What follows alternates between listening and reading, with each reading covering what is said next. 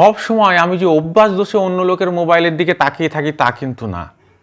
কখনো কখনো মোবাইলে চার্জ কম থাকে, এন্টারটেনমেন্টের দরকার, তা বাধ্য হয়ে সে নিজের মোবাইলে হোক আর অন্যর মোবাইলে হোক দেখলে কিছুটা এন্টারটেনমেন্ট পাওয়া যায়, টাইম পাস হয়। অথচ কি বলবো তোমাদেরকে, কিছু কিছু সময় এমন এমন লোক পাশে বসে না, কি বলবো, মানে তাদের মোবাইলের দিকে যদি চোখ রেখে দেখি মনে হয় যেন তার মোবাইলে দেখছি না, তার সদ্য বিয়ে করা বউয়ের মুখের দিকে তাকিয়ে আছে হাঁ করে। খুব যেন ঋত্বিকের কোনো ভালো সিনেমা দেখছিল, করছিল তো হোয়াটসঅ্যাপে মেসেজ, অগত্যা তাই পড়ছি। আরে সময় তো কাটানোর দরকার।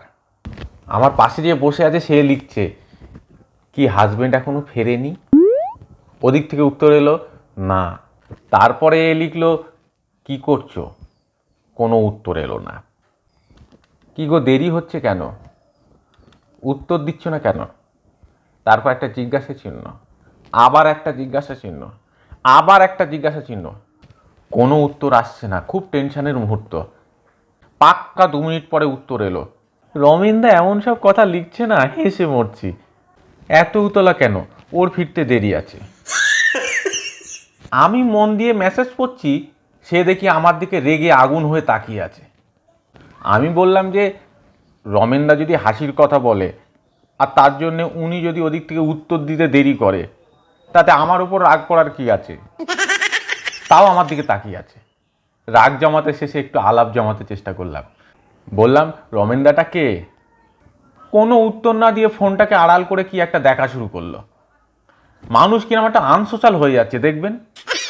আরে ছোটবেলায় আমার মামার বাড়িতে একটা ব্ল্যাক অ্যান্ড হোয়াইট টিভিতে 40 জন মিলে উত্তম সুচিত্রার সিনেমা দেখতাম। মানুষ কেমন আনসোশ্যাল হয়ে যাচ্ছে। তবে সবসময় যে আমার মোবাইলে চার্জ না থাকার জন্য আমি পাশের মোবাইলে চোখ রাখি তা না। কখনো কখনো নেটওয়ার্ক কাজ করে না। পাশের লোকের মোবাইলে দিব্যি লাইভ খেলা চলছে, আমার মোবাইলে 144 পিক্সেলে ইউটিউব চলছে না। তখন বাধ্য হয়ে পাশের লোকের মোবাইল দেখতে শুরু করি। তবে সব লোক যে মোবাইল সাইড করে নেয় তা না, দু একজন সিটও বদলে নেয়। সব আনসোশ্যাল হয়ে যাচ্ছে মানুষ।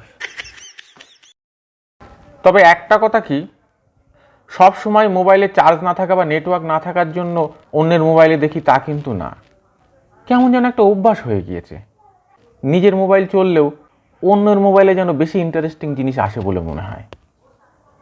আচ্ছা, এটা কি কোনো অভ্যাস দোষ বলুন তো?